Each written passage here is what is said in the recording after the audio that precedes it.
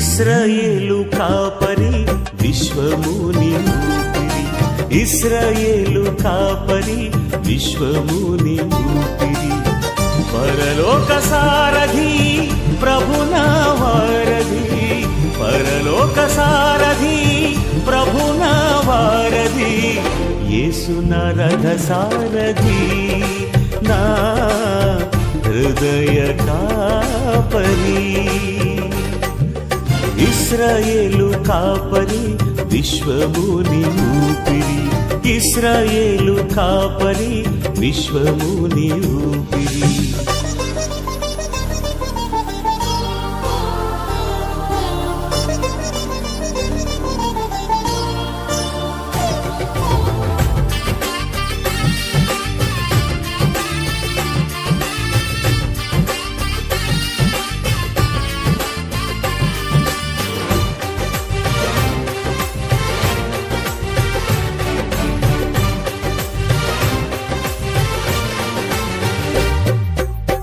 బబులోను బానిస బంధాలు తెంచి, బాధలు లేని బ్రతుకునియా.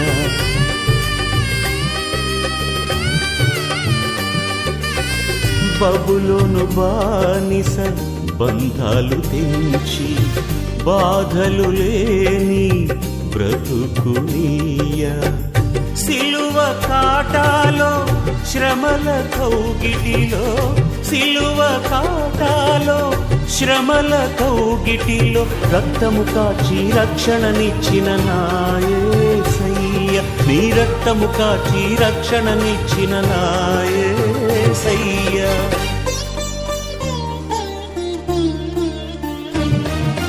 ఇశ్రాయేలు కాపరి విశ్వముని ఊపిరి, ఇశ్రాయేలు కాపరి విశ్వముని ఊపిరి.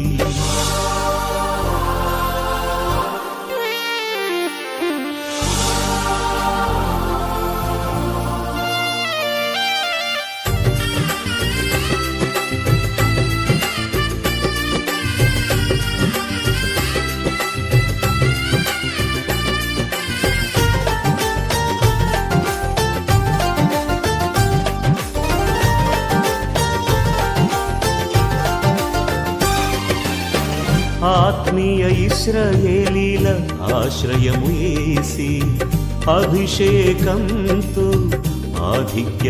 12వ అధ్యాయము 11వ వచనం నుంచి చివరి వరకు చదువుకుందాం.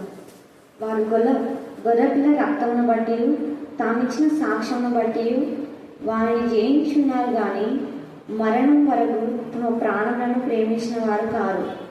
అందుచేత పరలోకమా, పరలోక నివాసులారా స్థలించుడి, భూమి సముద్రమా మీకు శ్రమ.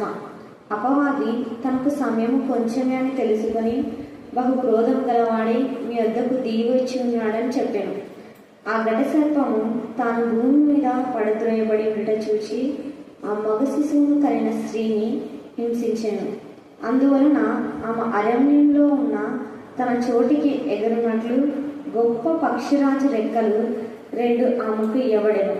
అచ్చట ఆ సర్పముఖమును చూడకుండా ఆమెకు ఒక కాలములు అర్ధకాలము పోషింపబడను. కావున ఆ స్త్రీ ప్రవాహంలోకి కొట్టుకొని పోవాలని ఆ సర్పము తన నోటి నుండి నీళ్లు నదీ ప్రవాహంగా ఆమె వెనుక వెళ్ళగ్రక్కెను. గాని భూమి ఆ స్త్రీకి సహకారి అయి తన నోరు తెరిచి ఆ ఘట సర్పము తన నోటి నుండి క్రక్కిన ప్రవాహము మృంగివేశాను. అందుచేత ఆ ఘట సర్పము ఆగ్రహం తెచ్చుకొని దేవుని ఆజ్ఞలు గైకొనచ్చు యేసును గురించి సాక్ష్యమిచ్చుచు ఉన్నవారైన ఆమె సంతానంలో శేషించిన వారితో యుద్ధం చేయుటకై బయలువెడలి సముద్రము తీరాన నిలిచును. దేవుడి లేఖను దీవించి ఆశీర్వదించుగాక. ఆమేన్, ఆమేన్. అల్లుడికి రక్షణ దయచేయండి తండ్రి. దేవా, ఒక్కరిని బట్టి కుటుంబాలను రక్షిస్తానని సెలవిచ్చిన దేవుడు, మీ నామంలో మీ రక్తంలో కృప దయచేయండి. ఆశీర్వాదం మక్కకు పూర్ణ ఆరోగ్యం దయచేయండి. అక్కడున్న మా ప్రభ నా తండ్రి మరి అవ్వను కూడా మీరు ఆస్వాదించమని ప్రార్థిస్తున్నాం. అలాగనే ఎమ్మెల్యే మక్క కుటుంబాన్ని మీ కరుణాపీఠంలో ఎత్తిపడుతున్నాం. వెనడే చిన్న శత్రువుల శ్రేష్టంగా గర్దించి పాతలాగా బంధించిన ఆయన దేవుని జ్ఞాపకం చేసుకుని కుమారుని మీరు దీవించండి. కుమారునికి క్రిస్టియన్ పెట్టేయాలని ఎంతగానో ఆశపడుతుంది. మీ చిత్తమైతే మార్గం సరళం చేయండి తండ్రి. దేవా వసంత కూడా నా ప్రభ నా తండ్రి మీకు ఇష్టమైతే నా ప్రభ ఆమెకు కావాల్సిన విషయాన్ని మీరు దాయిచ్చమని ప్రార్థిస్తున్నాం తల్లి. స్తోత్రం. డిఎస్సికి ప్రిపేర్ అవుతున్న ప్రతి బిడ్డని మీ కరోనా పీఠంలో ఎత్తిపడుతున్నాం. హైవాక్తిని తండ్రి జ్ఞాపకం చేసుకొని వారి కష్టార్జితం మా తండ్రి మీరు ఫలించమని ప్రార్థిస్తున్నాం. దేవా పిల్లలు చెప్పిన మా తండ్రి వాక్యాలు బట్టి కూడా మీకు ఉన్నామని తెలుస్తున్నాం. ఈ వాక్యాలన్నీ వారి జీవితాల్లో మీరు నెరవేర్చమని ప్రార్థిస్తున్నాం. అయితే స్తోత్రం. దేవా మీకే స్తోత్రం, మీకే స్తోత్రం, మీకే స్తోత్రం. చిన్నారి కృష్ణవేణి మీ జ్ఞానాత్మతని లక్ష్యం మీ జ్ఞానాత్మత ఇవ్వండి. వాక్యంలో ప్రార్థన ఎదిగి దేవుని భయంతో నా ప్రభ అనుభవం కలిగిన నా ప్రభ నీకు లోపడడానికి మీ జ్ఞానం దాయించాను. రోజులను బట్టి దేవి మా ప్రభ దీవెన జ్ఞాపకం చేసుకోండి తండ్రి. నూతన బలం నూతన శక్తి దయచేసి సుఖమైన ప్రశ్న అమ్ములకు మా ప్రభ మరి దీవెన కూడా సుఖమైన ప్రశ్న దాయించండి. దేవుడిని జ్ఞాపకం చేసుకుని తండ్రి రోజు మరి వాళ్ళ అక్క కుటుంబంలో మా తండ్రి దేవ వారి యొక్క కుమార్తెకు వివాహంలో మీరే సమకూర్చి జరిగింపచేయండి. వారి తమ్ములకు రక్షణ దాయించండి. తాగును అసహించుకునేలాగా మీ జ్ఞానం దాయించమని ప్రార్థిస్తున్నాయి. ఆ స్తోత్రం. దేవ నిశ్చితమైతే రత్నముతో మీరు మాట్లాడి గర్దించండి, గుర్తు చెప్పండి. ఎన్ని కుటుంబాలు అయితే నా ప్రభ నా తండ్రి దేవ మానసిక వేదనలో నా ప్రభ ఉంటున్నారో వారికి సమాధానం దాయించమని ప్రార్థిస్తున్నాం. అనేక మంది భార్య భర్తల మధ్య ఉన్నటువంటి గొడవలు దేవ యేసు నామమున లయపరచమని ప్రార్థిస్తున్నాం. స్తోత్రం. దేవ ధ్యాన అంశం ఏంటంటే గొర్రె పిల్ల యొక్క రక్తము తర్వాత సాక్ష్యం. చెప్పండి. అంటే గొర్రె పిల్ల రక్తాన్ని బట్టి వాళ్ళు సాక్ష్యం ఇస్తున్నారు కాబట్టి వాళ్లకు జయ జీవితం వచ్చిందంట. వీళ్ళకంత జయ జీవితం ఎలాగో వచ్చిందంటే గొర్రె పిల్ల రక్తము ద్వారా తామిచ్చిన సాక్ష్యం బట్టి అన్నారు.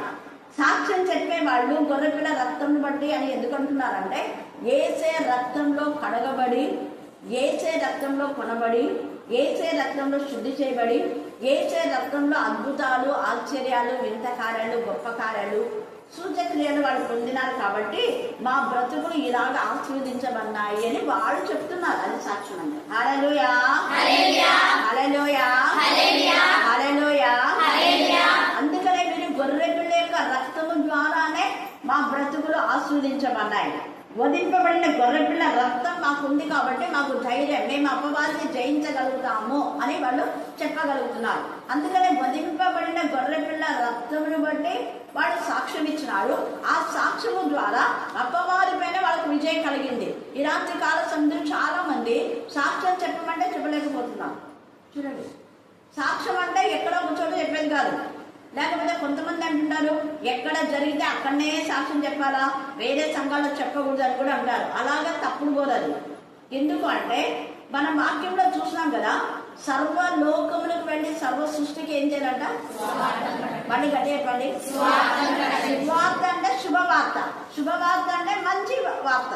మంచి వార్త అంటే దేవుడు మనకు చేసిన మేళ్లను ఒక్క చోటనే కాదు, అంతటా ఎక్కడైనా నువ్వు చేసే పొలంలో కానివ్వండి, ఉద్యోగంలో కానివ్వండి, బస్సులో, ఆటోలో, ఎక్కడున్నా టైం వేస్ట్ చేయకుండా ప్రభువుని గురించే తెలియచేయాలి అన్న జ్ఞానం అనుకున్నా.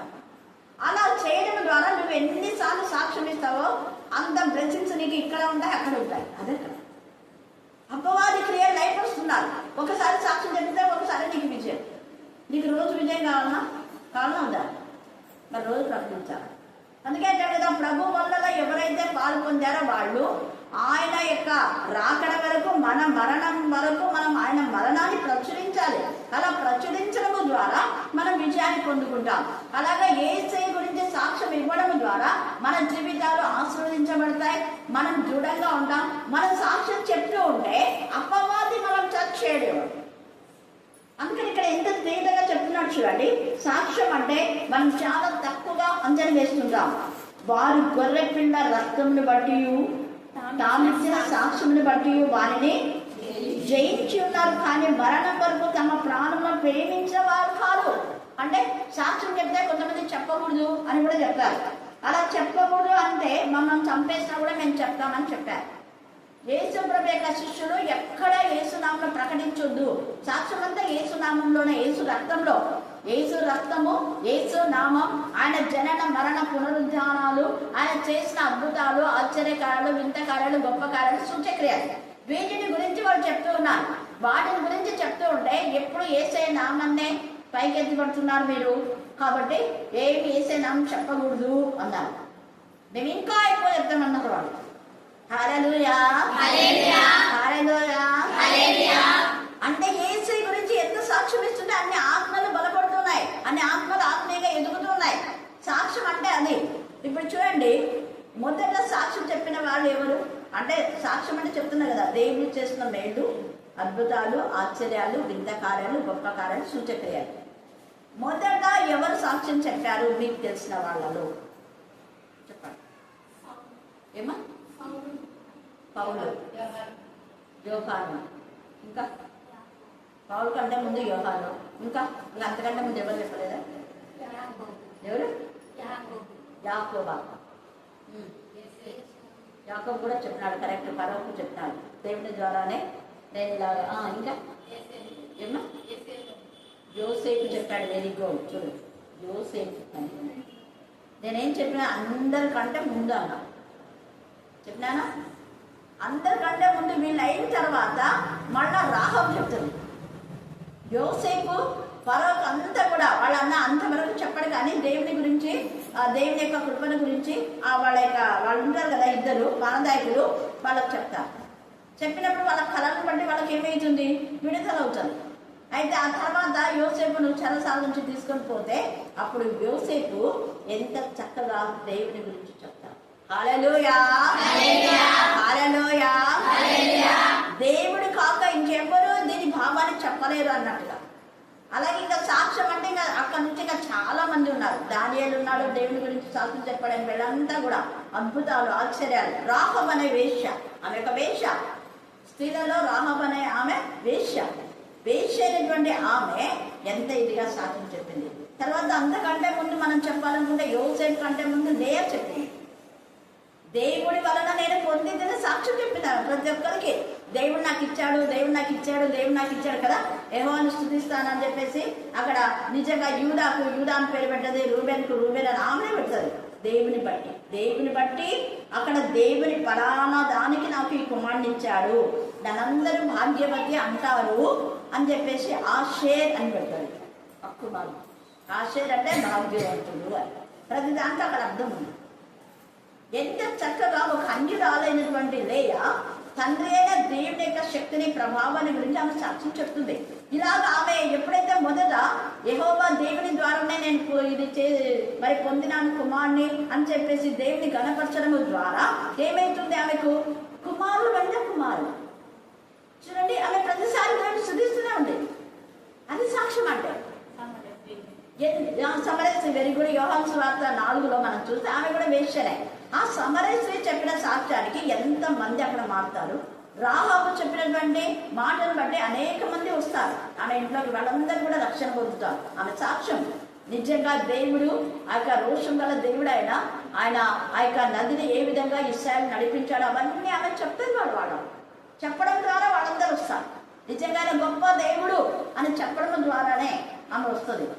ఆ సాక్ష్యం వినడం ద్వారా మా గుండెలు కరిగిపోయినాయి. సాక్ష్యం వినడం ద్వారా ఇద్దరిలో పశ్చాత్తాపం రావాలి, మారు మనసు రావాలి. ఆమెకు మారు మనసు వచ్చింది. ఇక్కడ సమరస్త్రీ కూడా మార్పు వచ్చిన తర్వాత నా యొక్క జీవితాన్ని మరి ఇలాగా తెలియచేసినటువంటి ఈయన కంటే ప్రవక్త ఎవరైనా ఉన్నాడో, ఆయన నిజంగా దేవుని కుమారుడే అనేసి యేసుని గురించి ఆమె ఎంత చక్కగా చెప్పింది సాక్ష్యం. ఆ సాక్ష్యాన్ని విని అనేక మంది ఏమంటారంటే, ఇప్పుడు ఈమె చెప్పింది కాదు, మా మట్టుకు మేము యేసయ్య దేవుని కుమారుని నమ్ముతున్నాము. హల్లెలూయా హల్లెలూయా హల్లెలూయా హల్లెలూయా హల్లెలూయా. అలాగా సాక్ష్యం చెప్పడం ద్వారా అనేక మంది ఒకరి నుంచి ఒకరికి ఇలాగ సాక్ష్యాలు చాలా చాలా ఉన్నాయి.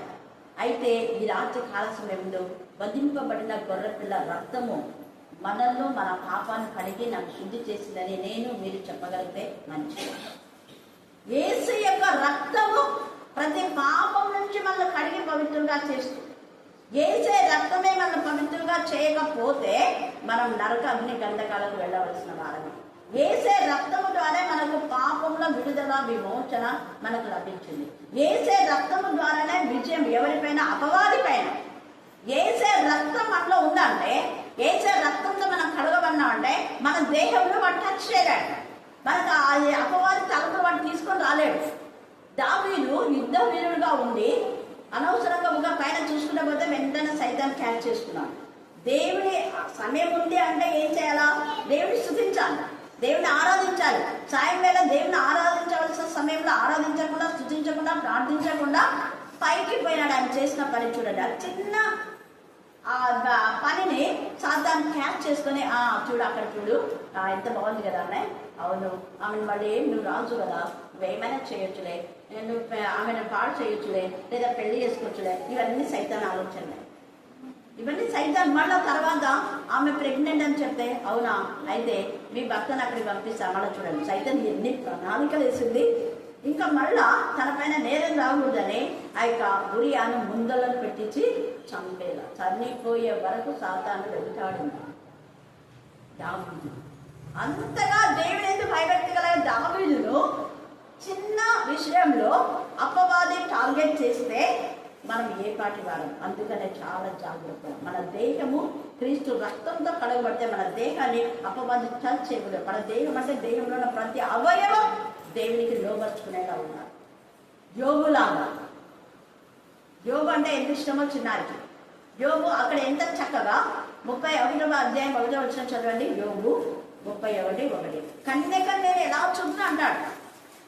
ఎంత చక్కగా నిబంధన చేసుకుంటుంది. నిబంధన మనం ఈ గొర్రెపిల్ల రక్తం అంటే ఒక నిబంధన. గొర్రెపిల్ల రక్తం మనలో కడగబడ్డామంటే ఈ నిబంధనను మీరే అపవాది మనలోకి రాలేదు. గొర్రెపిల్ల రక్తంలో ఒక నిబంధన ఉంది. ఆ రక్తం ఎప్పుడైతే ఎర్ర తొగడు దారంగానే ఆ రక్తం గడప కమలకు చూసారో అక్కడ నాశనం చూసా ఆ ఇల్లు టచ్ చేయడానికి లేదు, దాటిపోయింది. ఈ రాత్రి కాల సమయంలో మనల్లో మన కుటుంబాన్ని అపవాది తాకకూడదు అంటే యేసయ్య రక్తము నీలో నీ ఇంటిలో ఉండాలి. మన శరీరం యేసే రక్తంగా కడగబడి ఉండాలి. అప్పుడు ఆ నిబంధనలో కన్నులతో నువ్వు నిబంధన చేసుకుంటావు, పాపం చేయకూడదు. చెవులతో నిబంధన చేసుకుంటావు, వ్యర్థమైన వాటిని వినకుండా, వ్యర్థమైన వాటిని చూడకుండా నా కన్నులను తిప్పివేయదేవా నిబంధన చేసుకుంటావు. వ్యర్థమైన వాటిని వినకుండా నా యొక్క చెవులను తిప్పివేయదేవా నిబంధన చేసుకుంటావు. చెడు పనులు చేయకుండా నా చేతులను ఆపండి ప్రభా. భక్తిహీనుల మరి రాజధనం నీతిమంతుల స్వాస్థ్యం మీద ఉండదని మీరు సెలవిచ్చారు. మేము పాపం చేయకున్నట్లు మా చేతులను మీరే కట్టడి చేయండి. ఇవన్నీ మార్గంలో మమ్మల్ని నడిపింపచేయండి. దేవుని ఆత్మ ద్వారా, దేవుని ఆత్మ ద్వారా ఎందరు నడిపించబడతారో వాళ్ళందరూ దేవుని కుమారులని మీరు అన్నారు. ప్రభా మీ కుమారులైన మేము పరిశుద్ధంగా ఉండాలి, మాకు పరిశుద్ధమైన నడక ఇవ్వండి. మన దేహముతో మనం నిబంధన చేసుకోవాలి. చెడు ఆలోచించకుండా మన హృదయంతో నిబంధన చేసుకోవాలి. చెడు ఆలోచించకూడదు అంటే మన హృదయంతో నిబంధన చేసుకోవాలంటే వాక్యంతో నింపబడాలి. సాక్ష్యం అంటే మన అపోస్తుల కార్యంలో కూడా ఎంత మంది సాక్ష్యం ఇచ్చారు కదా. తర్వాత ప్రకటనలో కూడా ఇక్కడ ఎంత చక్కగా అక్కడ మనం చూసే ప్రకటనలో కూడా చాలా ఇదిగా హతసాక్షులుగా ఉంటారు. అసలు ప్రకటనలో అయితే నిజంగా ఎంత చక్కగా ఆ వ్యక్తుల గురించి 2వ అధ్యాయంలో రాస్తాడనమాట. 2వ అధ్యాయంలో ఆ యొక్క సాక్షి గురించి ఉంది లేఖన భాగాలు. 2వ అధ్యాయము 13వ వచనం చదవండి.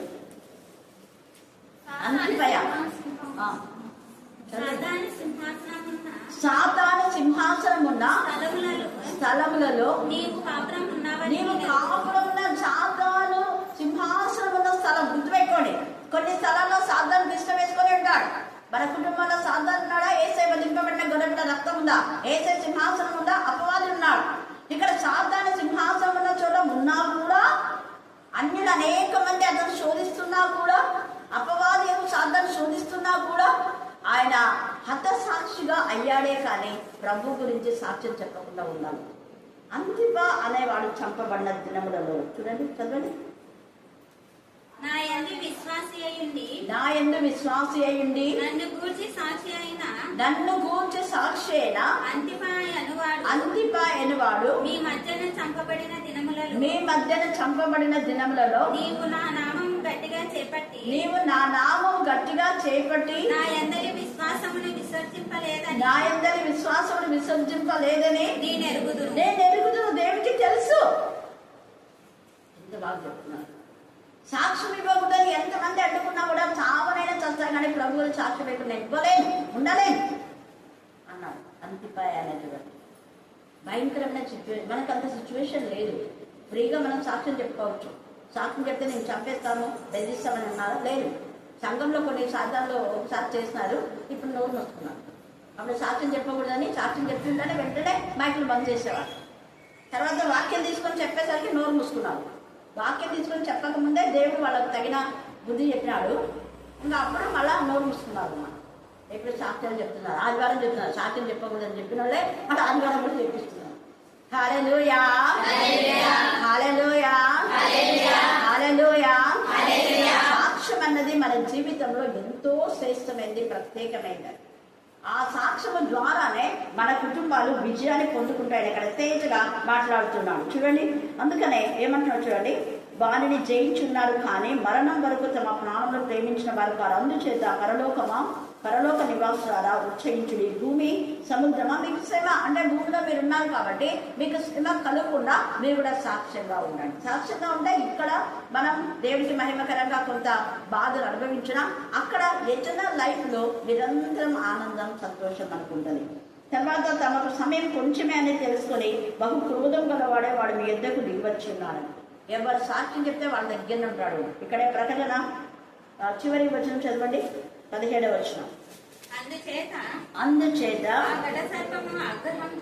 ఆ ఘట సర్పము ఆగ్రహం తెచ్చుకొని దేవుని వాడి కోపం వచ్చేసింది. సాక్ష్యం చెప్తుంటే ఇంతమంది మారుతున్నారే, సాక్ష్యం చెప్తుంటే మారుతున్నారే, ఈ సాక్ష్యం చెప్పకుండా ఏం చేయాలి అని చెప్పేసి వాడు ఆగ్రహం తెచ్చుకొని దేవుని ఆజ్ఞను గైకొంచు యేసును గురించి సాక్ష్యం ఇచ్చుచూ ఉన్నవారైన ఆమె సంతానం అంటే సంఘం యొక్క సంతానం అంటే రాబోయేటటువంటి వాళ్ళు ఆత్మలో జన్మించేటటువంటి వాళ్ళను ఆమె సంతానం అంటారు.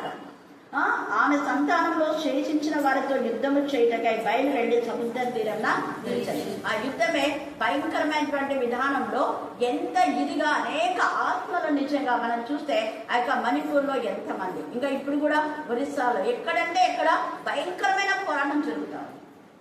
ఈ యొక్క రాత్రి కాల సమయంలో మనం ఎలాగున్నాం, మన జీవితాలతో మనం ఒకసారి దేవుడు మాట్లాడుతున్నాడు. తర్వాత 13వ వచనం చదవండి. ఆ ఘట సర్పము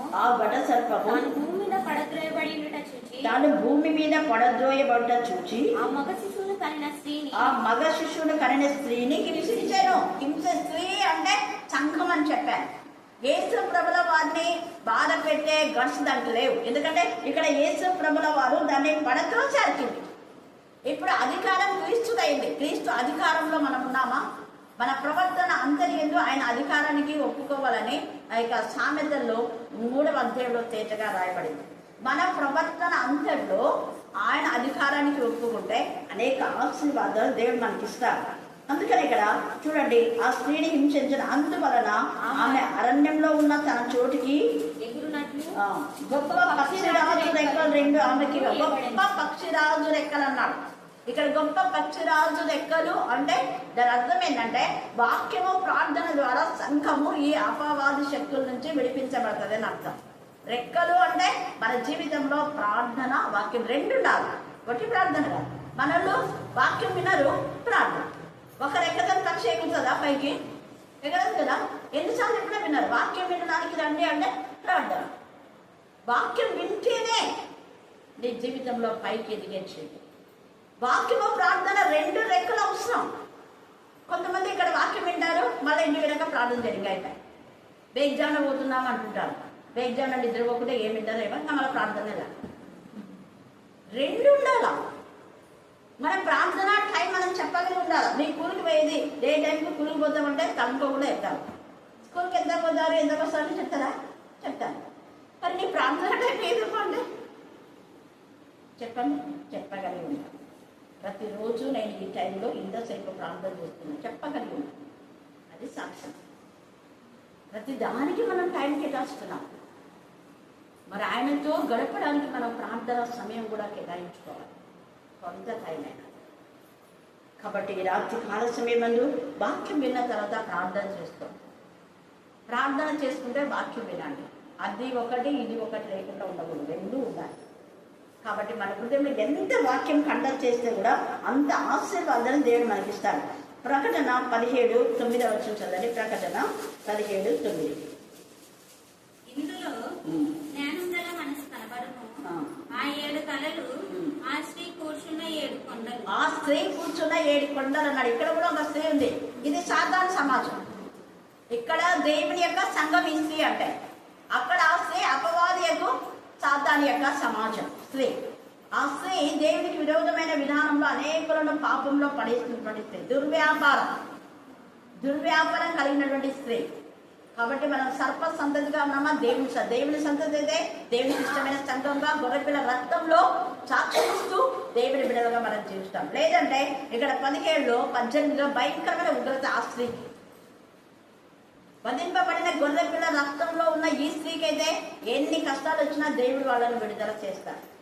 ఆ స్త్రీకి మరి కష్టం వచ్చి చూడండి, వెనుక అంటే ఆమె గర్భిణి ప్రసవేదన పడుతూ ఉన్నప్పుడు ఆమెకు ఏం చేసింది తెలుసా? వెనకాల నదీ ప్రవాహం లాగా ఆమె వెనక ఇక ఏం చేసింది? ఉగ్రత వెళ్ళకక్కింది. బాధ పెడుతుంది స్త్రీని. సంఘాలను ఎన్ని సంఘాలు బాధ పెడుతున్నా. అయితే భూమికి ఆ స్త్రీకి సహకారి అయి తన నోరు తెచ్చి గడ సర్పం తన నోరు నుండి కరకిన ప్రవాహంను మింగి వేశాను అంటున్నాడు. అపవాది నుంచి దేవుడే కాపాడతాడు. ఎంతమంది మణిపూర్ వాళ్ళని ఎంత చేసినా కూడా వాళ్ళ అపవాదికి లొంగిపోలా. 5 కిలోమీటర్ల వాళ్ళకు మోకాలుని ప్రార్థన చేశారు వాళ్ళు. మీరు యేసే నామం చెప్పొద్దు, అన్ని దేవతల పేరు చెప్పమంటే చెప్పలేదు వాళ్ళు. చూడండి, భూమి సహకారి అయి భూమి దగ్గర అక్కడ ఎంతమంది మోకాళ్ళని చూపించారు. హల్లెలూయా, హల్లెలూయా. అలాగనే దేవుడు తన పిల్లలు ఎక్కడో చోట క్షేమ స్థితిగా ఉంచుతాడు. అపవాది ఎన్ని కష్టాలు పెట్టినా కూడా తన పిల్లలకు దేవుడు క్షేమాన్ని ఇస్తాడు అని ఇక్కడ అర్థం. మనం ప్రభు కోసం జీవిస్తున్నప్పుడు ఎన్ని నిందలు, ఎన్ని వేదనలు, ఎంత ఆకలి అలమటించే పరిస్థితి వచ్చినా దేవుడు మనకు సహాయం చేస్తాడు అన్నది ఇక్కడ రాయబడినటువంటి విషయం. అలాగనే 3వ అధ్యాయం 10వ వచనం చదవండి. ప్రకటన 3:10.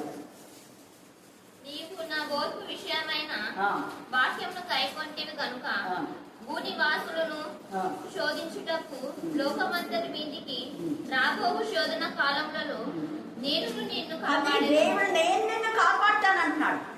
ఓర్పు విషయంలో ప్రభు గురించి మనం ఓపిక కలిగి ఉండాలి. అప్పుడు దేవుడే మన పక్షంగా వ్యాఖ్యమాడతాడు. తర్వాత ఇక్కడ అపోస్తల కార్యం 7వ అధ్యాయంలో కూడా స్టెఫెను ఎంత బాధ పెట్టాడు. కానీ స్టెఫెను దేవుని చూస్తున్నానన్నాడు. తండ్రి అయినా దేవుని కృపాక్షంగా యేసుప్రభు ఉండడం చూశాడు. యేసుప్రభుల వారు ఆహ్వానించి పరమకు తీసుకువెళ్ళాడు స్టెఫెన్. హల్లెలూయా, హల్లెలూయా, హల్లెలూయా. కాబట్టి రాత్రి కాల సమయమందు మనం దేవుని పైన ఆధారపడి దేవునితో మనం ఉన్నప్పుడు క్రీస్తు రక్తంలో మన జీవితాలకు ఎంత ఆశీర్వాదం, అంత ఆశీర్వాదం. మార్పులో కూడా మనం చూస్తే యేసుప్రభుల వారు ఇవన్నీ కూడా మనము క్రీస్తు కోసం సాక్ష్యం ఇవ్వాలన్నా, వధింపబడిన గొర్రెపిల్ల రక్తంలో క్షేమంగా మనం ఉండాలన్నా ప్రార్థన చాలా చాలా మళ్ళీ చెప్తున్నా. వాక్యము ప్రార్థన, వాక్యం ప్రార్థన. యేసయ్య పగలంతా వాక్యం చెప్పాడు, రాత్రంతా ఏం చేశాడు? ప్రార్థన చేశాడు. ప్రార్థన చాలా శక్తివంతమైంది. ప్రార్థన చెప్పాను మీకు చాలాసార్లు. మోకాళ్ళని ప్రార్థన చేయొచ్చు, నిలబడి ప్రార్థన చేయొచ్చు, సాగిలపడి ప్రార్థన చేయొచ్చు, కన్నీటి ప్రార్థన చేయొచ్చు, చేతులెత్తి ప్రార్థన చేయొచ్చు, కూర్చొని చేత కాకపోతే ప్రార్థన చేయొచ్చు. కానీ మన హృదయం దేవునితో అనుసంధానమై ఉండాలి. మార్కు సువార్త 1వ అధ్యాయంలో చూడండి. మార్కు 1:35 చదవండి. ఆయన పెందల కడనే లేచి ఇంకా చాలా చీకటి ఉండగానే ఆయన బయలుదేరి అరణ్య ప్రదేశంలో ప్రార్థిస్తున్నాడు. ఆయన ఏకాంతంగా. మీకు ఇప్పుడు అందరూ డిస్టర్బ్ అవుతుంటే రాత్రి వేళ లేచి ప్రార్థన చేసుకోండి, లేదా అందరు పండుకున్న తర్వాత కొంచెం చేసుకోండి. ఎంత బ్లెస్సింగ్స్ మీరు చూడండి. మీకు రాత్రి మెలకొస్తే వెంటనే ఎందుకు మెలకొచ్చింది అని వేరే వాళ్ళ గురించి ఆలోచించద్దు. వెంటనే ప్రార్థన చేసుకోండి, దేవుని స్తుతించండి. ఎప్పుడు మెలకొస్తే అప్పుడు దేవుని స్తుతించండి. నేను ఇంకా చీకటిగా ఉన్నప్పుడే ఏకాంతంగా అరణ్య ప్రదేశానికి వెళ్ళి ఆయన ప్రార్థన చేసుకున్నాను. అలాగే లూకా 5వ అధ్యాయం 16వ వచనం. లూకా 5:16. ఆయన ప్రార్థన చేయుటకు అరణ్యంలోనికి వెళ్ళుచుండెను. చాలా సార్లు అరణ్యంలోనికి వెళ్ళుచుండెను అని రాయబడింది. మత్తయి సువార్త 4వ అధ్యాయంలో కూడా ఆత్మ ద్వారా అరణ్యంలోకైనా కొనిపోబడింది. ఆయన ప్రార్థన చేసి చాలించిన తర్వాత అనేక మంది దూతలు ఆయనకు పరిచయం చేశారు. హల్లెలూయా, హల్లెలూయా. మన ప్రార్థనలో దూతలు నీకు పరిచయం చేస్తారు. అంటే నీకు నీ ప్రార్థనకు సహాయం చేస్తారు వాళ్ళు. ఈ ప్రార్థన దేవుని సన్నిధికి తీసుకుపోయి దేవుని సన్నిధి నుంచి నీకు జవాబు తీసుకుని వస్తారు. దానియాలు ప్రార్థన చేస్తూ ఇంకా ముగించలేదు, అప్పుడే గాబ్రియల్ వచ్చి నీవు బహుప్రియుడు అన్నా. హల్లెలూయా, హల్లెలూయా. అలాగే లూకా 6:12 కూడా చూడండి. ఇంకా చాలా చోట్ల ఉంది ఇక్కడ 6:12. ఆ దినములయందు ఆ, ఆయన ప్రార్థన చేయుటకు ఆ. కొండకు వెళ్ళి ఇక్కడ కొండకు వెళ్ళాడు. ఇంతవరకు అరణ్యం చూసాం, కొండకు వెళ్ళి దేవుని ప్రార్థించడం ఎంత రాత్రంతా గడిపాడంట. దేవుని ప్రార్థించలేదు. మనం రాత్రంతా వద్దు, కొంత సమయం అన్నా ఇవ్వండి అంటున్నాను. తద్వారా మీకు నీ కుటుంబానికి మేలు, మనకు మేలు జగరోజునకు. ఇక్కడ యేసయ్య ప్రార్థించింది ఆయన కోసం కాదు, నీ కోసం, నా కోసం, సమస్త మానవాళి కోసము రాత్రంతా ఇలా ప్రార్థన చేశాడు కాబట్టి మనం క్షేమంగా ఉన్నాం. అందుకనే వదిలింపబడిన గొర్రెల రక్తానికి అంత పవర్ ఉంది. నువ్వు ఎంత ప్రార్థన చేస్తే నీ కుటుంబానికి అంత క్షేమస్థితి కలుగుతుంది. ప్రతి మానవ కోటి కోసం ప్రార్థన చేయాలంటే ఎన్ని సమయం. అందుకే ఆయన 3.5 సంవత్సరం రాత్రి పగళ్ళు వాక్యము ప్రార్థన, వాక్యము ప్రార్థన. అందుకే మనమంతా కూడా వదిలింపబడిన గొర్రెపిల్ల రక్తంలో క్షేమస్థితిని పొందుతున్నాం. దేవుడు ఈ లేఖన భాగాన్ని దీవించి ఆశీర్వదించుగాక. ఆమేన్, ఆమేన్, ఆమేన్. చివరి ప్రార్థన. సర్వాధికారి సర్వశక్తివంతుడమైన దేవుడు, నీ ఘనమైన శ్రేష్టమైన పాదములకు నమస్కారములు, వందనములు చెల్లిస్తున్నాం తండ్రి. గత మాసం అంతా కంచి వేసి కాపాడి ప్రభా, ఈ మాసంలో ప్రభా, ఈ దినమందు కూడా ప్రభా ఇక్కడ చిన్న మందగా చేరి నేను స్తుతించి ఘనపరచి మహిమపరిచే బిడ్డలుగా మమ్మల్ని వాడుకున్న రీతిని బట్టి మీకు స్తోత్రాలు, వందనాలు చెల్లిస్తున్నాం. నేను మా ఆత్మీయ తల్లి ద్వారా ప్రభా ఇంతవరకు మాట్లాడిన ప్రతి మాటను బట్టి మీకు స్తోత్రాలు, వందనాలు చెల్లిస్తున్నాం ప్రభా. మేము ఏ స్థితిలో ఉన్నామో ప్రభా, ఏ స్థితిలో పడిపోయి ఉన్నామో ప్రభా గుర్తించుకొని ప్రభా నిన్ను ప్రార్థించిన బిడ్డలుగా ఉండటకు సహాయం దయచేయగలుగుతున్నాను ప్రభా. అయ్యా, పెద్దల కడలేసి నేను ప్రార్థించిన బిడ్డగా ఉండటకు నేను నాకు ఇక్కడ వచ్చిన ప్రతి ఒక్కరికి మీరు సహాయం దయచేయగలుగుతున్నాను ప్రభా. మీరు అరణ్యంలో ప్రార్థించారు ప్రభు. అయ్యా, రాత్రంతయు ప్రార్థించారు ప్రభు. అయ్యా, పగలంతయు బోధించి రాత్రంతయు ప్రార్థించారు ప్రభు.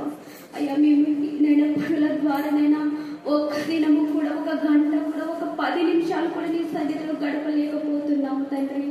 అయ్యా, దయతో మమ్మల్ని క్షమించండి ప్రభు. అయ్యా, సమయము దొరికిన ప్రతి క్షణమునైనా ప్రార్థించే బిడ్డలుగా ఉండటకు సహాయము దయచేయమని అడుగుతున్నాను ప్రభు. అయ్యా, మీకు స్తోత్రములు, స్తోత్రములు, స్తోత్రములు, వందనములు చెల్లిస్తున్నాను ప్రభా. అయ్యా, ఈ రాత్రి కాల సమయం అందు ప్రభా, అయ్యా ఇక్కడ చేరిన నిన్ను ఆరాధించే భాగ్యాన్ని ప్రభా మీరు మాకు అనుగ్రహింప చేసిన విధానాన్ని బట్టి కూడా మీకు స్తోత్రాలు, వందనాలు చెల్లిస్తున్నాను ప్రభా. అయ్యా, నీ గొప్ప కృప చేతనైనా మా కుటుంబాలను కట్టమని అడుగుతున్నాను ప్రభా. అయ్యా, కుటుంబంలో ఉన్న ప్రతి సమస్యలు, ఇరుకులను, ఇబ్బందులను తీసివేయండి. నేను ఇక్కడ వచ్చిన ప్రతి బిడ్డలు జ్ఞాపకం చేసుకోనండి ప్రభా.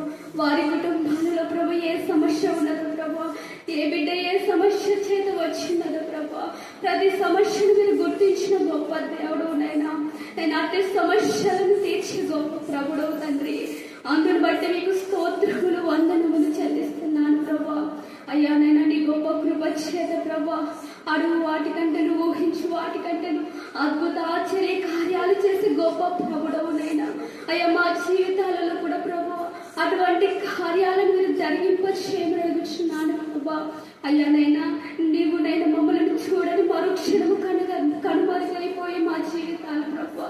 అయ్యా, ఈ దినమందు సజీవ సంఖ్యలో నిలబెట్టి ఈ విధంగా ప్రార్థించగలుగుతున్నామంటే కూడా ప్రభా అది కేవలం మీరు ఇచ్చిన కృప, మీరు ఇచ్చిన ధన్యత ప్రభా.